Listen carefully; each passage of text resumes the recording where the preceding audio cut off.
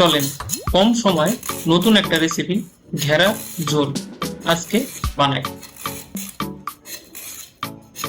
4 থেকে 5টা ঘেরা নিয়ে আপনি তার উপর খোসাগুলা ছাড়া করবেন।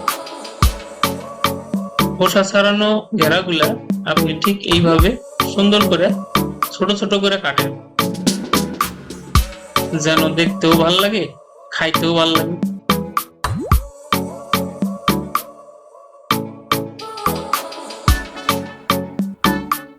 তারপর কাইটে রাখা ঘেরাগুলার উপর কটা কাঁচা লঙ্কা ফাইরা দেন।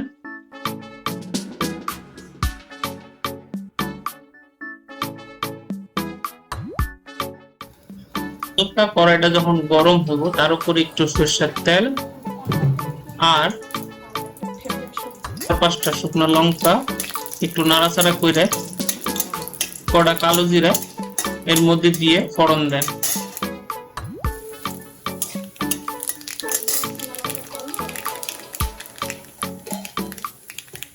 একটু ভাজা ভাজা হয়ে গেলে কাইটে রাখা ঘেরাগুলা কড়াইয়ের মধ্যে দিয়ে ভালো করে একটু নাড়াচাড়া করেন।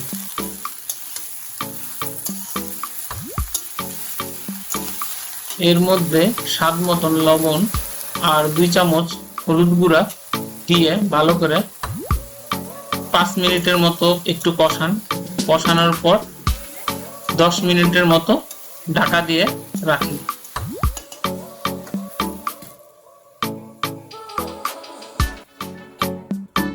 ঢাকনা উঠায় দেখেন, ও মা, এ দেখি কত জল।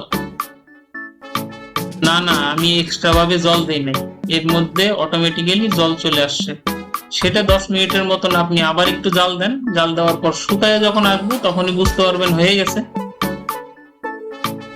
সময় কম থাকলে আপনি এই রেসিপিটি খুবই তাড়াতাড়ি তৈরি করতে পারবেন ও খাইতেও খুব ভালো। ওই দেখো রেডি, নিয়ে আয়, ভাত নিয়ে আয়।